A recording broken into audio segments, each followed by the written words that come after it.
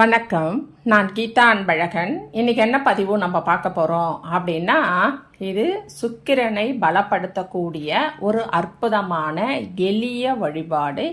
இதற்கு ஒரு 10 ரூபாய் இருந்தாலே போதும், அவ்வளவு அற்புதமான மாற்றங்கள் இது நிகழக்கூடும்.